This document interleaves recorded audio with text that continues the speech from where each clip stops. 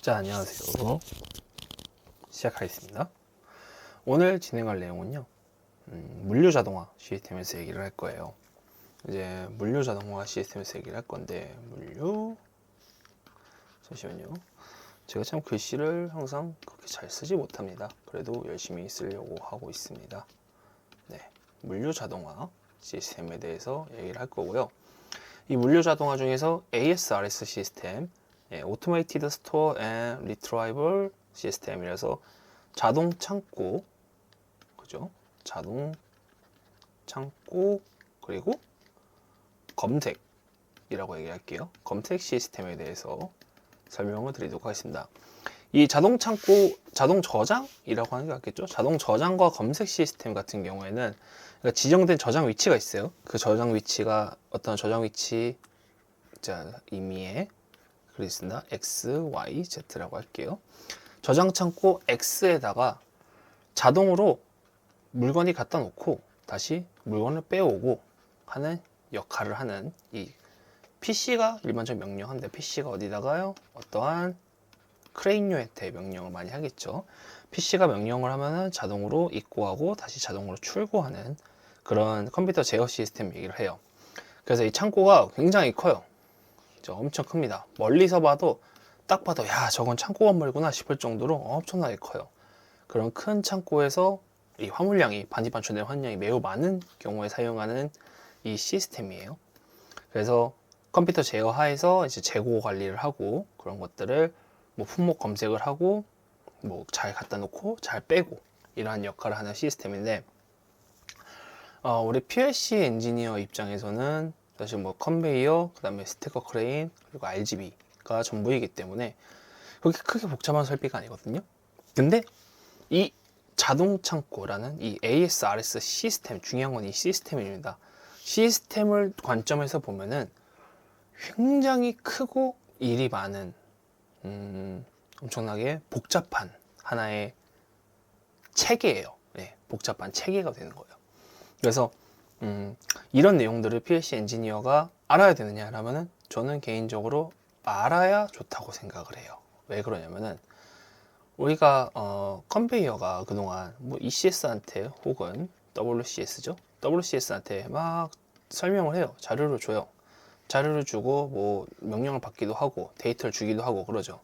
근데 이거 왜 해요? 라고 얘기하면은 달라고 하니까 주죠 라는 말밖에 할 말이 없어요. 근데 이걸 왜 하는지에 대한 설명을 이번에 시간을 통해서 드리고 싶은 거예요.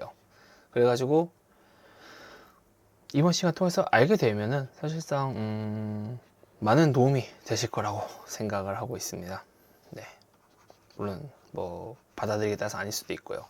그렇지만 뭔가 내용이 궁금하시다면은 꼭 보셨으면은 하는 그런 내용들을 위주로 얘기를 하도록 하겠습니다. 자, 첫 번째입니다. 자, 익숙하죠? 되게 익숙한 내용들이에요.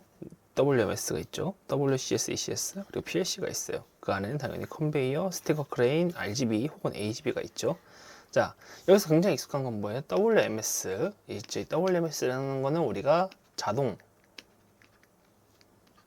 빼야겠네요. 자, 창고 관리 시스템입니다. 창고를 관리하는 시스템이에요. 그다음 WCS는 뭐죠?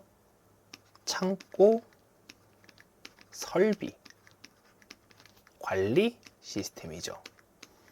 그럼 PLC는요, 네, 이 컨베이어, 스태커 크레인, RGB를 운용하는 CPU가 되는 거죠. 그래서 이 관계들이 어떻게 진행이 되느냐? 자, 내용을 좀 지우겠습니다. 이 관계들이 어떻게 진행되냐 보면은 먼저 이렇게 굉장히 큰 창고 하나가 있다고 합시다. 하나, 둘, 좀 끝에까지 그리고요. 끝에까지 좀 그릴게요. 자, 얘는 각각 A, B, C 창고고요. 1, 2, 3번이라고 하겠습니다. 자, 먼저 그럼 정중앙으로 할까요? B의 2에 자, 재고 하나가 있어요. 물건이. 자, WMS가 먼저 얘기합니다. 자기는 B의 2에 있는 물건을 가지고 싶다고 WCS한테 얘기를 해요. 그럼 WCS는 B의 2에 있는 거를 가져와야 되니까, 자, 그럼 스태커 크레인이 일반적으로 A 구역용, B 구역용, C 구역이 있을 거예요. WCS는 스태커 크레인한테 B의 2에 있는 걸 가져오라고 합니다. 그러면 스티커 크레인, B에 있는 스티커 크레인이죠. 그 스티커 크레인이 가서 이 물건을 떠올 거예요. 떠와서 어디다 놔요? 컨베이어에 보통 내려다 놓죠. 자, 컨베이어에 내려다 놨습니다. 자, 그러면 이제 스태커는 자기 할 일 끝났어요. BA가 끝났어요. 이 B의 이 자재는 현재 컨베이어에 가 있습니다. 그러면 스태커는 WCS한테 종료됐음을 알리죠. 그럼 WCS는 지금 어디가 있어요? 컨베이어에 있다는 걸 알고 있으니까, 자, B의 이 컨베이어한테 얘기를 합니다. 바깥으로 내보내. 그럼 B의 이 컨베이어는 바깥으로 열심히 물건을 내려다 놓습니다. 출고를 했어요. 자, 그럼 컨베이어도 자기 일이 종료가 됐습니다. 그리고 컨베이어는 얘기를 하겠죠. 저도 끝났어요. 자, 그럼 WCS는 모든 물건이 스티커 크레인이 가서, 그죠? 스티커 크레인이 가서 물건을 떠놓고 컨베이어 내려다 놓고 알았고, 컨베이어 내려간 물건이 바깥으로 나간 것도 알았어요. 자, 그래서 WCS는 이번에 자기 할 일이 끝났다고 WMS한테 얘기를 합니다. 다 뺐어요. WMS는 그러면 어떻게 돼요? B의 2에 있는 이 재고가 나갔구나. 창고가 B의 2의 창고가 B였구나라고 최종적으로 알게 됩니다. 이러한 내용들이 계속 서로 왔다 갔다 주거니 받거니 다시 주거니 받거니 할 거예요. 이게 자동 창고 관리 시스템 혹은 창고 관리 시스템, 웨어하우스 매니지먼트와 창고 설비 관리 그리고 PLC 간의 상호 간 관계가 됩니다. 이 내용이 돌고 계속 돌 거예요. 그럼 여기서 WMS나 WCS가 있는데 이 둘을 하나로 사용하는 곳도 있습니다. 근데 이제 점점 설비가 고도화 혹은 전문화 되는 거죠. 전문화됨에 따라서 이 구역이 명확하게 생겨버렸어요. WS, WS 할 일하고 WCS, WCS 할 일만 하는 거예요. 그래서 앞으로 제가 이 고도화랑 전문화라는 단어를 굉장히 자주 쓰게 될 거니까 많이 이해해 주십사 미리 말씀을 드립니다. 자, 내용을 지우고요. 다음 장 한번 보도록 하겠습니다. 다음 장을 보면요. ERP 시스템이 나와요. ERP 시스템, 엔터프라이즈 리소스 플래닝이라고 해서 한국어로 하면은 이 전사적 자원 관리입니다. 물론 여기서는 이 ERP에 대해서 이게 상세하게 얘기하지 않을 거예요. ERP에 이런 게 있다 정도만 얘기를 하겠습니다. 자, 먼저 MRP, MRP2, ERP 이렇게 세 군데로 나뉘어져 있는데 이 먼저 시행된 게 제일 아래에 있는 ERP예요. 이 MRP, 그 다음에 위에 있는 MRP2, 최종적으로 위에 있는 ERP까지 진행하게 됐습니다. 그래서 이 MRP라는 게 뭐냐면 MRP는 원자재 관리라고 할게요. 자재 소요 계획. 자재 소요 계획이라고 얘기를 하겠습니다. 자재 소요 계획 혹은 요청 계획이라고 얘기를 할게요. 소요 혹은 요청입니다. 자, 먼저 우리가 하나의 생산 공장이 있다고 칠게요. 공장 F입니다. 공장 F는 하루당 10개의 제품을 생산을 해요. 자, 그럼 이 공장 F의 창고, 그죠? 창고 1이 있어요. 창고 A라고 할게요. 창고 A는 30개의 재고를 가지고 있습니다. 그래서 현재 이 둘의 비율은 1대 1이에요. 무슨 얘기냐? 여기서 생산품 하나당 자재 하나를 사용하게 되는 거예요. 자, 그럼 어떻게 돼요? 이 자재 30개니까 3일치가 남은 거죠. 근데 이 창고가 외부에서 물건을 오는 데까지가 5일이 걸려요. 자, 그럼 어떻게 돼요? 5일이 걸려버리면 벌써 안 되죠. 왜냐면 하루당 10개인데 그러면 3일이면 다 만들잖아요. 3일이면 여기 있는 재고를 다 써요. 그런데 2일을 놀아야 되는 상황이 온 거예요. 자, 실제로 이러면 진짜 큰일 납니다. 생산품이 있는 곳에서 2일 동안 논다는 거는 정말 큰일이에요. 그래서 이런 상황이 발생하면 안 되니까 이 원자재가 부족하지 않도록 지속적으로 관리를 하는 거예요. 그래서 사전에 발주를 하는 거죠.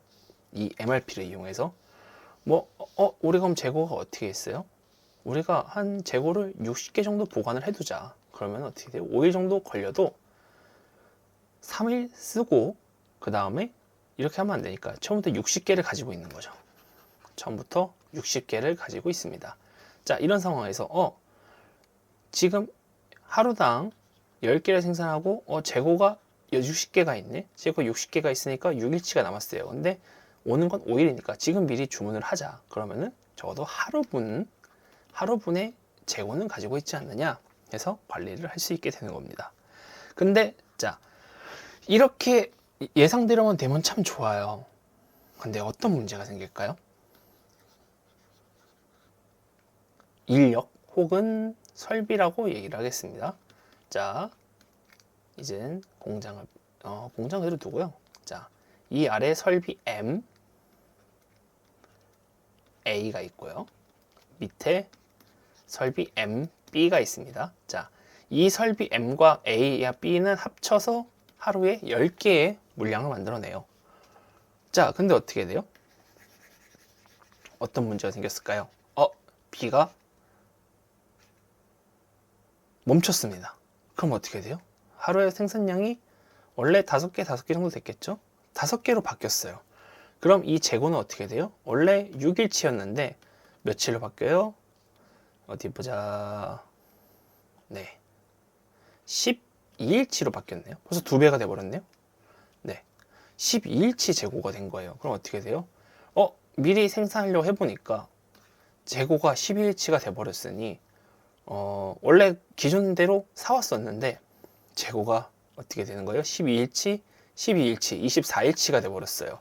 원래 예상은 12일치였는데 이렇게 계속 악성 재고가 쌓이게 되겠죠. 이런 상황이 발생하지 않도록 나온 게 MRP2입니다.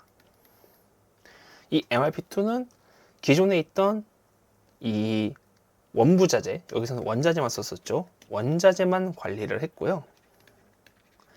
MRP2부터는 기존의 MRP 요소에다가 추가로 뭐가 들어가요? 인력과 설비를 관리하게 됩니다. 자, 그래서 인력과 설비를 관리해 가지고 안정적인 공급망을 만들었었어요. 안정적으로 막 생산을 잘하고 있어요. 생산을 잘하고 있는데, 자, 우리 이제 뭐가 더 필요해요? 내가 하다 보니까 잘 돼요. 잘 되니까 하루에 20개를 생산을 하고 싶어요. 근데 어떻게 돼요? 그러면은 MC, 그 다음에 MD까지 만들어야겠죠. 여기서 또 5개 늘어나야 20개를 생산할 수 있는 거잖아요. 근데 뭐가 돼요? 이렇게 되면 참 좋은데 이 하나당 금액이 엄청나게 컸어요. 금액이 엄청나게 커가지고 우리가 투자하는데 한계가 있습니다. 물론 무한정 투자를 하면 좋겠죠. 근데 실제로는 무한정 투자를 할 수가 없잖아요. 그래서 무한정 투자를 하기 위한 아니죠. 제한적에서 최대한 투자를 하기 위해서 ERP라는 시스템이 들어갑니다. 이 ERP라는 시스템은 뭐가 들어가냐면은 기존에 있던 MRP2에서 무슨 개념이 추가가 되느냐? 전사, 회계, 재무와 회계 이외에도 많죠. 영업 등 굉장히 다양한 요소들이 추가가 돼요. 그래서 이제 결론적으로 돈에 대한 관리가 들어가게 되죠. 근데 물론 이렇게 돈만이라고 얘기하는 거 아니고 여기에 재무, 그 다음에 인사, 그죠? 그 다음에 생산, 영업, 그리고 물류 같은 게 있어요. 이런 모든 것들을 다 관리를 하는 거예요. 자, 먼저 제가 이 내용을 좀 지우고요.